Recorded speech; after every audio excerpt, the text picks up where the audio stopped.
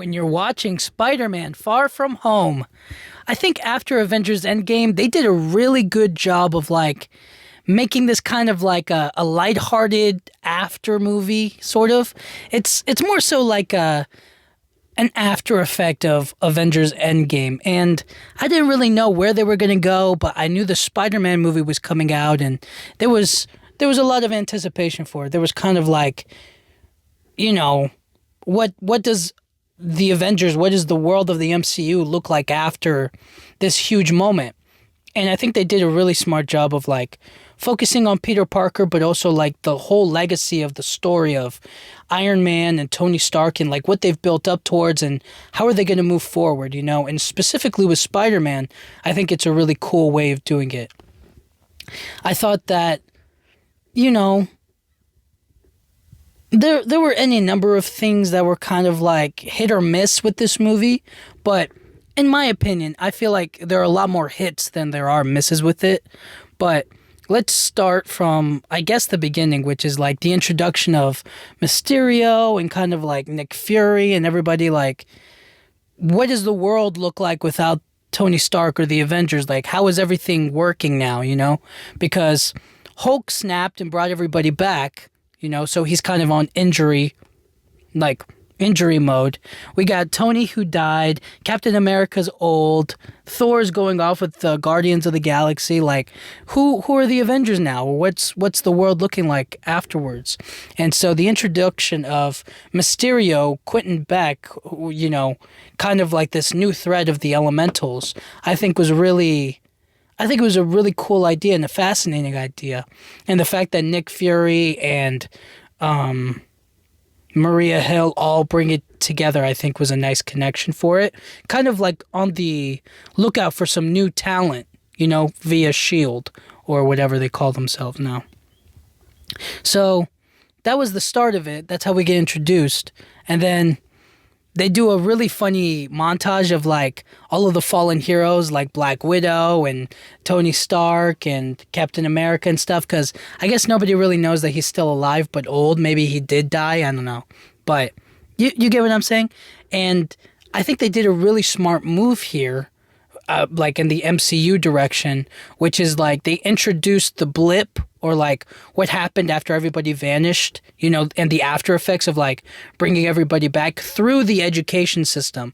So they show it in like a high school montage of like how everybody came back and how they're all back in school and stuff like that. I actually think that's a really, you know, I think that is a smart idea of doing it through education as opposed to, you know, as opposed to the government. You know, I mean, like, as an institution, using the education system or, like, school system as an institution to show that, like, hey, everything kind of went bad, but now everybody's back, and my little brother, who was younger than me, is now older than me from 5 years, you know, because of the 5 years, and because of this and because of that, right? Like, all of those little things about the blip that they kind of introduce, they do it in a very comical way. Obviously, there are a lot more, I would assume there are a lot more serious cases or a lot more people who would abuse or have suffered because of the blip, because of the snap. You know what I mean? Because there's a joke about it later on in the movie. But anyways, we cut over to see, we see Peter Parker and Ned talking.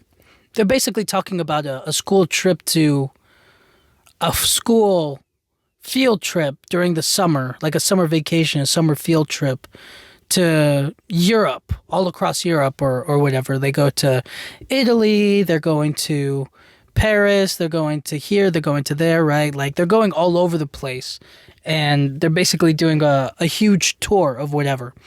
And Peter now likes MJ, and Ned is kind of like, no, let's be bachelors and stuff like that. So we get the basic premise of like, what does Peter want? He wants to go on the trip and tell MJ he has feelings for her after everything that happened and coming back.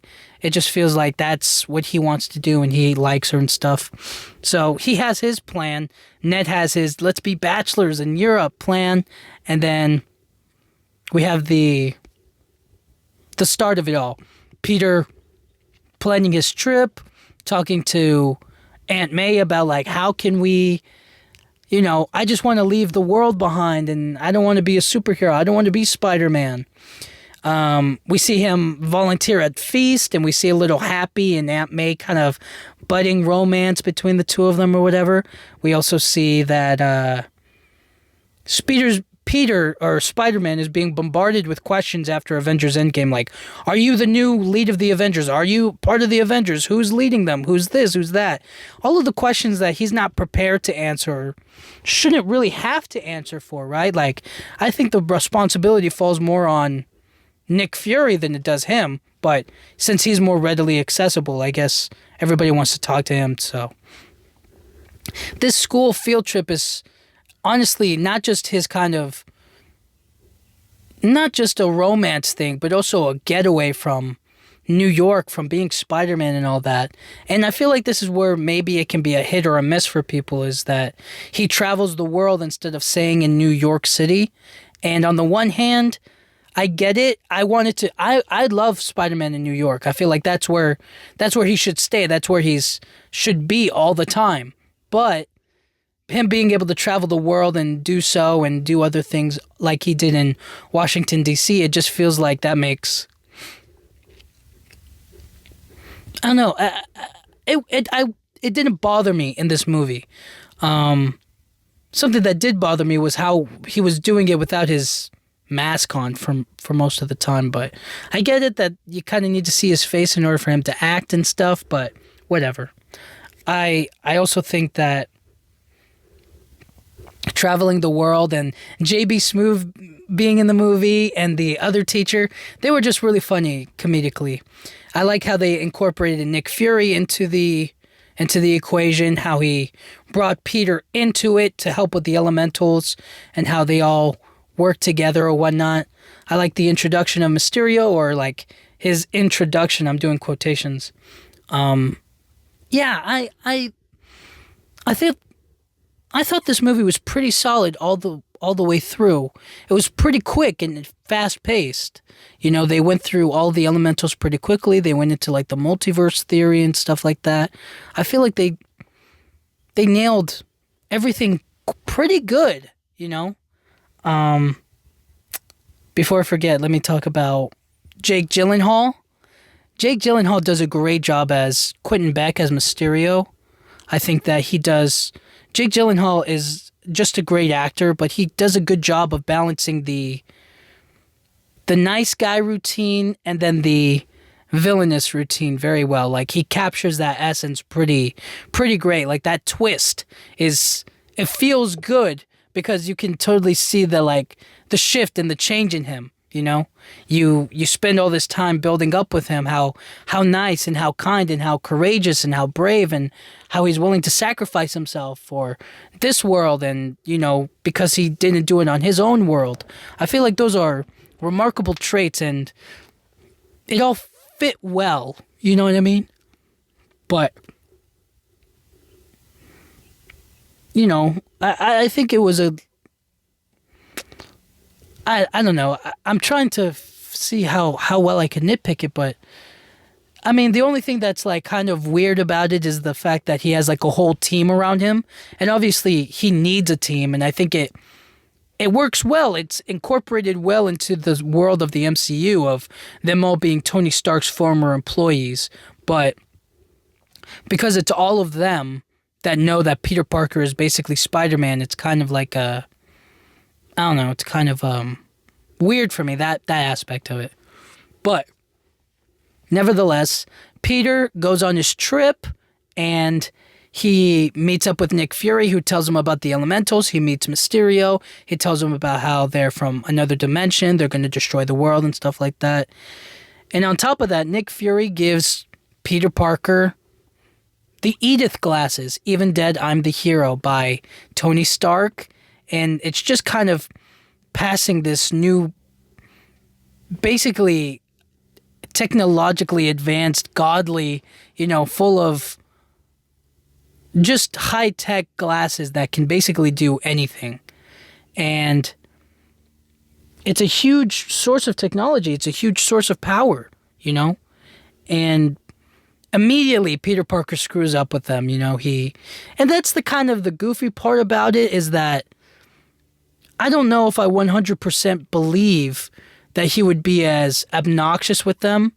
But on the other hand, he is, because he does like MJ, and because he's like, I don't know, he's a teenager, right? Like, what teenager wouldn't use that for selfish purposes or make bad choices with them? You know what I mean? It feels a bit obnoxious. It feels like he's, you know, taking the responsibility of it for granted. But on the other hand, he's just a teenager, you know what I mean? I feel like when it comes to his own powers, he's responsible, and being Spider-Man and stuff like that. When it comes to these glasses, I don't know. It's a really strong gift, but I guess that is a nitpick for me, is that like Tony Stark gave them to him. I imagine that he would want to just hold on to it, you know, forever. I don't know. It just feels like it's too good of a gift, or too great of a thing to give up, you know, right away. You know what I mean? I don't know. But I really think that those glasses are, if those glasses are the last memento that Tony has for Peter, then it's kind of sad that he would give them up, you know what I mean? But anyways, he misuses them on the trip, and man, they bounce around everywhere on this trip. But anyways, the elementals show up, and they start off with like the water one in Italy, and we see Peter kind of like swinging around the city using his webs and whatnot, trying to fight it off. And then there's the lava one at the carnival, where Peter skips the opera, and then MJ follows him, and then Ned and Betty, who are now dating after being on the plane trip. That was also a very funny bit where Peter tries to sit next to MJ, but he's actually like stuck sitting somewhere else. And then his teacher tells him how his wife pretended to be like blipped, like snapped her fingers away, which is crazy, but that's a funny way of like abusing the power of it. But anyways, yeah, we see Nick Fury basically just like hijack his high school trip so that way he can help fight the elementals with Quentin Beck and stuff. I think overall they do a great job of setting up. I think it's really funny that Aunt May calls it Peter Tingle. I thought it was funny that she packed his suit. I thought it was cool. Overall, there were great many moments in this movie, okay? But seeing Peter kind of like struggle with the high school, you know, crush, and dealing with like his superheroism, with like he was getting undressed in front of that lady, and then that random guy showed up, and he was like, "Whoa, what are you doing over here?" He took a photo of him naked and stuff. I was like, what is he doing? So anyways, basically we see Peter and what's it called? We see Peter and Mysterio. Why was I blanking? We see Peter and Mysterio fighting for we see them fighting the lava elemental after they left the opera at the festival, and Ned is trying his best to try to like cover for Peter, even though they're like stuck on the Ferris wheel, and Peter's trying to be Spider-Man, but then like he has to lie to Betty about Spider-Man not actually being Spider-Man so that it doesn't raise suspicion. It's like, oh, that's a new version. It's called Night Monkey. It's a European spin-off of Spider-Man. And so Betty's like, Night Monkey, okay, Night Monkey, Night Monkey. And she's like waving at Peter. He's like, oh, snap, they're up there. So anyways, long story short, Peter tries to web up or do something to the elemental. And he ends up, his web got stuck to something that wasn't really there. And then you pulled it and something fell off. And MJ grabbed it. It was a projector. And essentially the projector is evidence of what Quentin Beck is actually doing. And he's not actually a sorcerer, or he's not actually a superhero or anything from another dimension. He's actually just a regular guy wearing like whatever suit and doing projections with drones to make it look like something that it's not. And so we see MJ figure it out. She like digs up the projector, and then Peter figures out what Mysterio's doing. And we basically learn all of this by watching Mysterio afterwards. Peter gives Mysterio Edith, which is like huge mistake, but whatever. And again, that balance between Jake Gyllenhaal being Quentin Beck, or like the nice guy, versus the villain Mysterio or whatnot.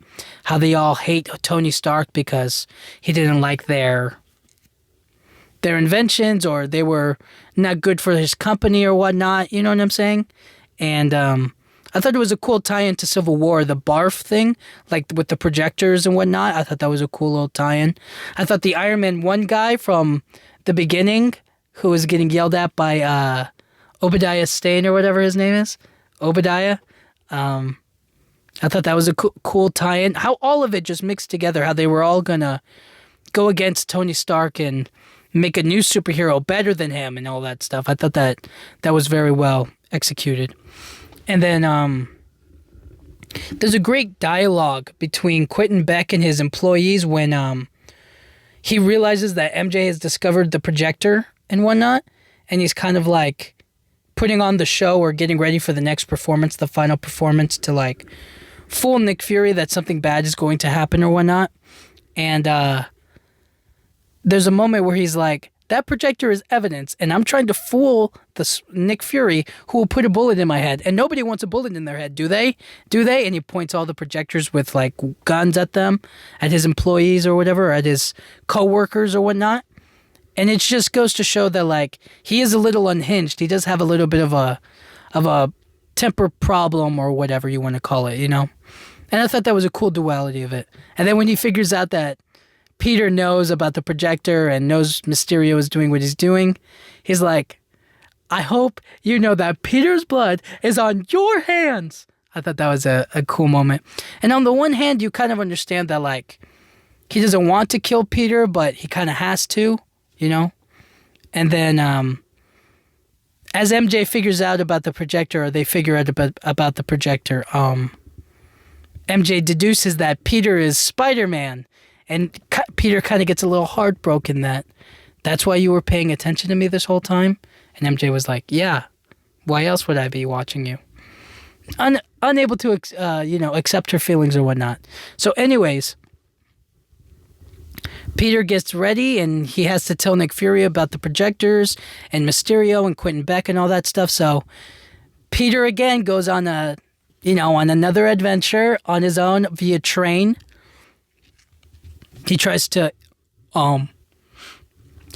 intercept Nick Fury and tell him about Quentin Beck and whatnot, and that's when Mysterio versus Spider-Man happens. And it's a cool little montage of tricking Peter about everything. You know, his eyes deceive him, but he needs to give into the Peter tingle and into his spider sense, you know?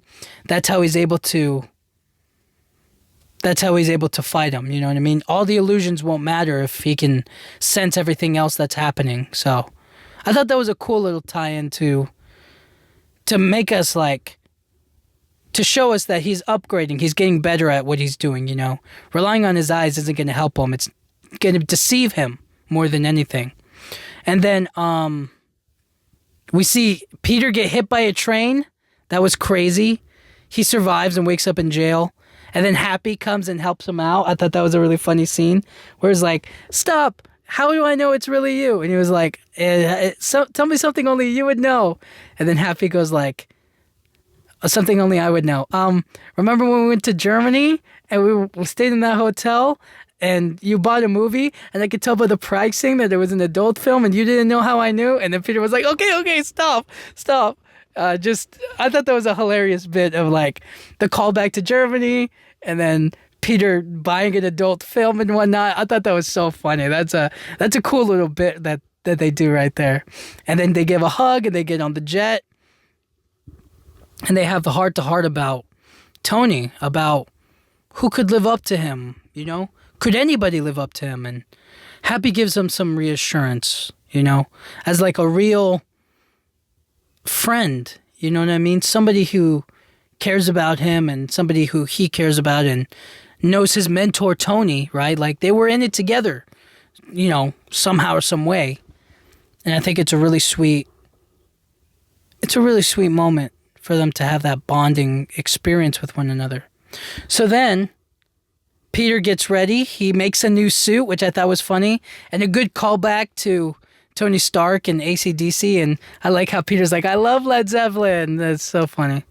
He makes his new suit, the black and red, to mix the Night Monkey suit with the red suit. So I like the red and black, but the red and blue, the Tony Stark suit is still one of my favorite suits. I think they nailed it with that suit. I thought that was so cool. I really like that suit. But the red and black is really nice as well.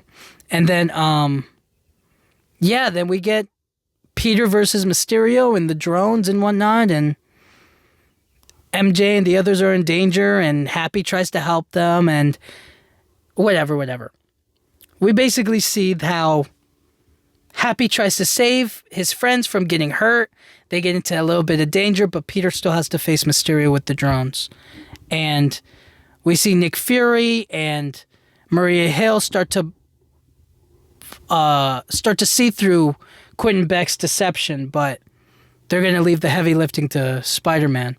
So now they're in London or whatever, and they're on that bridge, and they're fighting, and Spider-Man is taking on the drones, and I think it's a pretty cool action sequence. I like how he uses the bridge and the water, and I like how he flies into the air or swings by, and I like how he tasers all of the drones to get them to reveal that it's all a projection, it's not real. I like how I just really like all of it. I think they do a really great job with that sequence. It's a really fun fight. Drones are a little bit kind of like, they're drones. That's not as crazy as maybe fighting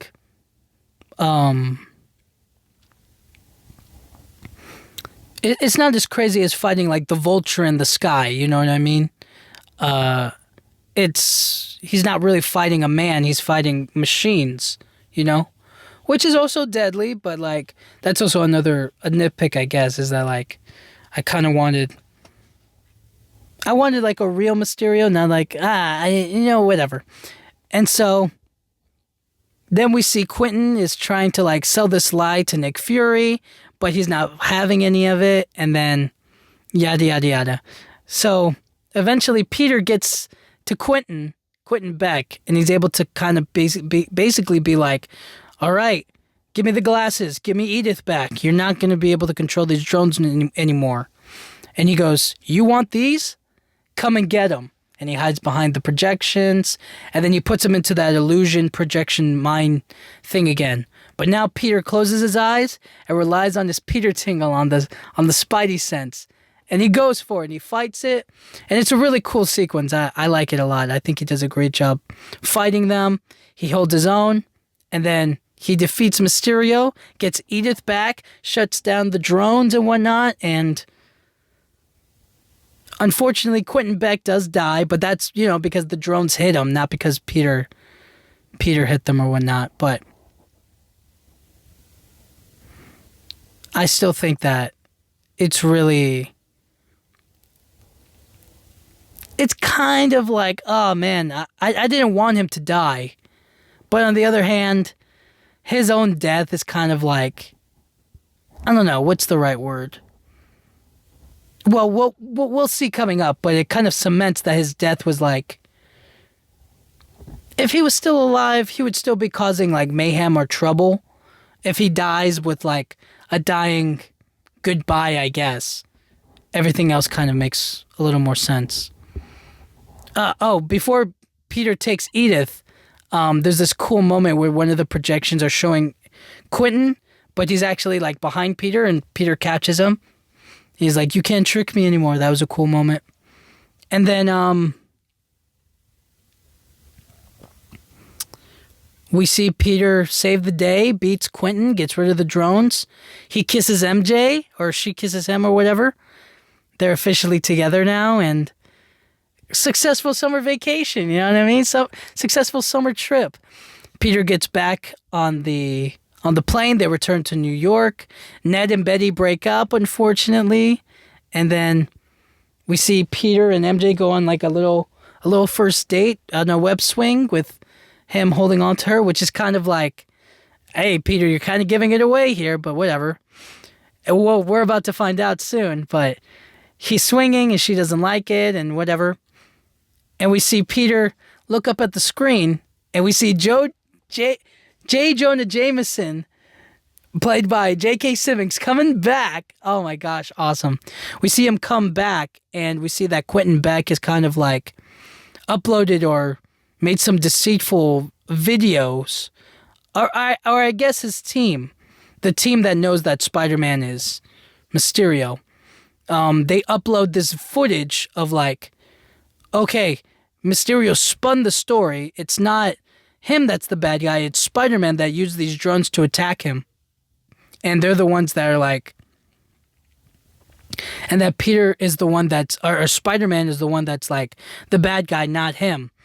And then on top of all of that, Quentin Beck reveals that Spider-Man, Peter Parker is Spider-Man. He reveals his identity to the entire world. And J. Jonah Jameson is there to get all the benefits of it and whatnot. And so now everybody knows that Peter is Spider-Man, and then end the movie. He goes, what the? And then cut the movie. That's where the movie ends. Kind of. Well, actually, the movie ends with like Peter swinging with MJ, I think. And then they come into that part, like in a post-credit scene or whatever. And then, yeah, his identity is revealed, which was a bold move. Bold choice for Far From Home. I think that it puts him in a unique direction that we haven't seen Spider-Man in before. Before it's kind of a secret, and then somebody finds out, and then they... somehow or another, the bad guy always ends up dying or just doesn't know his secret. But yeah, I thought that, I don't know, maybe for me, I thought that it was a very bold choice. Especially because when I watched this movie for the first time in theaters, I thought that Mysterio really was from another dimension. And then when the reveal happened, it twisted. It was like, oh snap, they all work for Tony Stark. I had no idea about any of that or what the premise would be for Mysterio or whatever. So I did think he was actually this,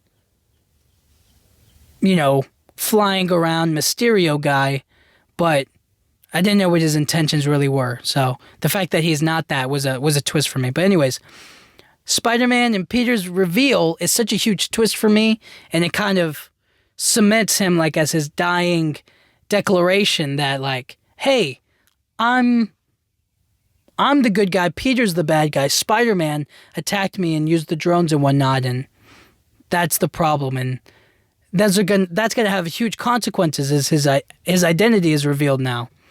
And so, yeah, I thought that was a crazy way to end the movie and a great cliffhanger for the next movie. Overall, I thought this movie was really solid. I thought it was more... it had a lot of comedy to it compared to Avengers Endgame, which I think was a lot more serious, maybe a bit more dramatic at times. It obviously still had comedy in it in Avengers Endgame, but this movie really weighed in on it a lot more. And, yeah, I thought it was pretty cool, you know?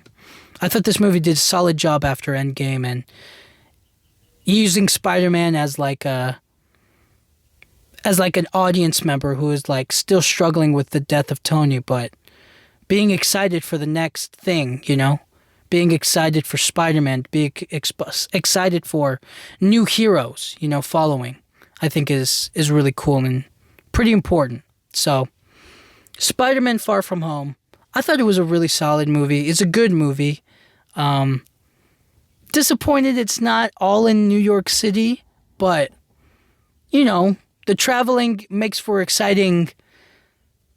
it puts Spider-Man where he's typically not, which you can love or you can hate, but it's nice. I thought that the ending swinging sequence with Spider-Man swinging around the city to pick up MJ for their date, and then eventually when they go on their like little swing date and he's swinging her throughout the city, I thought that was nice. But it's only so short, it's few and far between. It's not the actual thing, so I don't know. I wanted more of that swinging sequence of him in New York City. But hey, what are you gonna do? I thought this movie did really great on what it was doing. It ended on a good cliffhanger, leaves you wanting more, and I thought that was really good. It's something very special for me. And as a Spider-Man movie, I think it's pretty solid. As like a teen, movie, I thought it was pretty good too. So overall, I think this movie does a solid job of continuing the MCU story while progressing Spider-Man, and at the same time pushing him in a new direction we've never seen before. So, really exciting for Spider-Man Far From Home. They did a lot of things with this movie. They had to juggle a lot of story elements for the MCU, as well as with Sony and Spider-Man, what direction they wanted to go in. Because I think this was supposed to be Tom Holland's last movie with Marvel, with the MCU. So after Spider-Man Far From Home, Sony was going to take up Tom Holland as Spider-Man and continue like their own kind of universe, their own Sony Spider-Man universe. But instead they stuck with Venom and all that stuff on that, like all the villains and stuff like that. You know what I mean? I don't know. But then Tom stayed and he stuck it through. They were going to keep on going with the MCU. So, hey, next movie. You know what I mean? But I'm really excited for the next movie, the trilogy of this, the one that follows this movie. It's really great. In the Spider-Man trilogy, not in the MCU. But yeah, I like this movie. It's a good watch. It's a good watch. Definitely has some fun action in it. I think that Jake Gyllenhaal is a standout in the movie. Obviously, Tom Holland does a good job as Spider-Man in this movie, as Peter Parker, mostly. I like that they bring Nick Fury in to help out Peter a bit. Oh, and in the end, it turns out Nick Fury was actually a Skrull and Maria Hill. And that was confusing to me. I thought that was I was a bit shocked by that. And especially because I don't feel like it really went anywhere. I haven't watched Secret Invasion, so I don't really know if it does go somewhere, but it just felt like a shock, just a shock. I wanted it to be actually Nick Fury. It just didn't feel, I don't know, it just didn't feel right to me, that kind of a twist. So that's another nitpick, is that the Skrull twist didn't really work for me all that much because they didn't really do anything with it, but I understand Nick Fury being in space. That kind of makes sense. With Captain Marvel or helping them out after everything that they've done. Maybe finding some new talent or whatnot, but I don't know. That was a bit of a twist that I didn't like. And then no Stan Lee cameo. R.I.P. to the man. And then they give a huge dedication to him and Steve Ditko for creating Spider-Man, and obviously because Stan Lee passed away, so a huge thank you to those guys for creating this character and this world, and that we can make a story like this. So, Spider-Man Far From Home. When you're watching Spider-Man Far From Home, get ready for a good action comedy. I think it fits that definition quite well. So, anyways, Spider-Man Far From Home. Go watch it if you haven't in a while. It's pretty good. So, thank you guys so much for listening. I'll talk to you guys all next time. Yeah.